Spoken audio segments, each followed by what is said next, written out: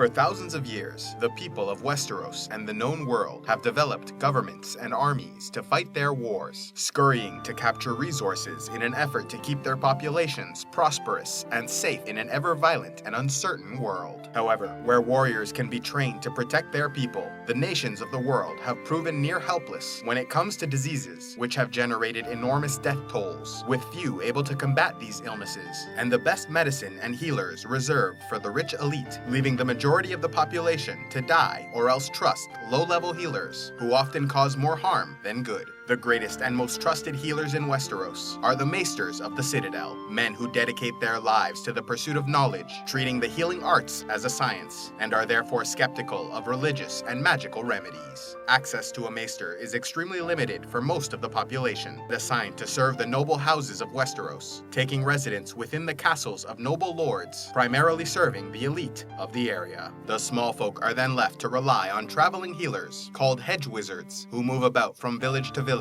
healing minor illnesses with their knowledge of herb lore, as well as applying magical enchantments and charms to their work. Although most are capable of some healing, they are nowhere near as reliable or knowledgeable as maesters. Similar to a hedge wizard, there is the woods witch, female healers who similarly apply herbal remedies in concert with minor magics and rituals. Although most of these women are simple healers living near villages and towns, some have been known to have prophetic powers, such as the infamous woods witch many believe was the ghost of Highheart, whose prophecies convinced the future King Jaehaerys II to wed his son Aerys to his daughter Rhaella, believing that through their line, the legendary prince who was promised would be born. Other practitioners of the healing arts would be common herb doctors, barber surgeons, bone setters, and midwives, commonly used to help deliver children into the world. Westeros is also home to a culture that has come to specialize in healing and medical remedies, with the orphans of the Greenblood, descendants of the Rhoynar who migrated west after the fall of their homeland to Valyrian conquest. These people refused to assimilate into Westerosi culture and instead preserved their ancient ways as boatmen along the river Greenblood, known to produce the best midwives in the continent. Unfortunately, even the best-intentioned healers are limited by their resources and the medical knowledge of their time. The sores and open wounds of commoners are often cleaned with boiling wine, while nobles and those with money tend to use Mirish fire or fire milk, special ointments which burn on contact but sterilize the area well. Pain is controlled through the use of milk of the poppy wine, dream wine, and willow bark,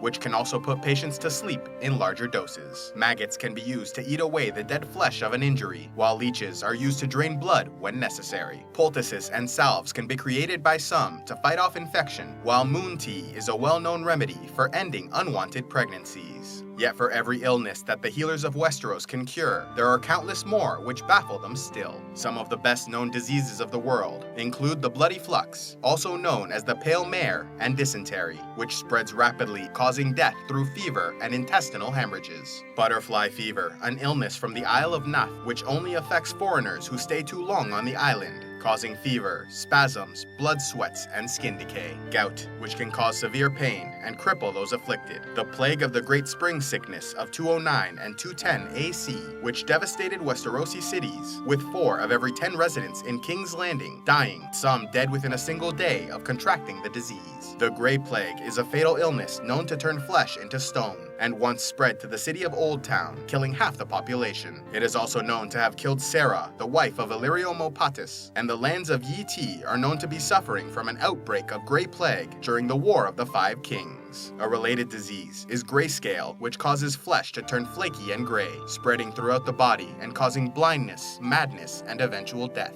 Children are primarily affected, and while it can disfigure them permanently, some survive and become immune to the illness for the rest of their lives. While grayscale can be fatal, maesters believe the effects can be slowed through the use of limes, mustard poultices, and scalding hot baths. Then there is greywater fever, possibly localized in the neck of Westeros, with Jojen Reed having contracted the fever as a child, during which he was visited in his dreams by a three-eyed crow who granted him the gift of green sight. The pox is a term used to describe venereal diseases, often transmitted through prostitution, while the Red Death was a horrible sickness that spread from the slave pens of Gogossos to the Isle of Tears and the Basilisk Isles, killing 9 of every 10 who died screaming as blood poured from their eyes, mouths, and ears, and the skin was torn from their bones. Red spots are a common illness which cause itchy red dots to appear, primarily affecting children under 10, who once recovered are immune from the disease for life. There is also the shaking sickness, which causes violent seizures, twitching, and trembling in its victims. And winter fever, a common disease which spread during the harsh winter of 130 to 135 AC,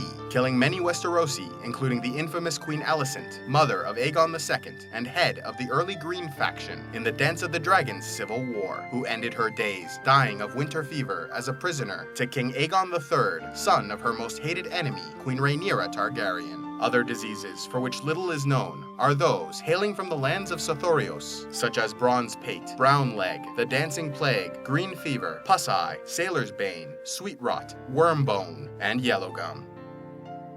This video was sponsored by Seoul Medical, a medical tourism company providing affordable yet timely and top-quality healthcare options for people everywhere, arranging for transportation and accommodations to Seoul, South Korea, one of the most medically advanced nations of the world, proudly offering plastic surgery, dental care, dermatology, vision correction, surgical transplants, and general hospital treatments. If you are interested in their services, be sure to check out their channel and contact them for a free online consultation to provide the best options for all your medical needs. Seoul Medical would also like to offer a $100 Amazon gift card to a randomly selected viewer. All you have to do is head on over to their YouTube channel, subscribe, and leave a comment on any of their videos to qualify. A winner will then be randomly selected on September 20th and announced in a future CivilizationEx video.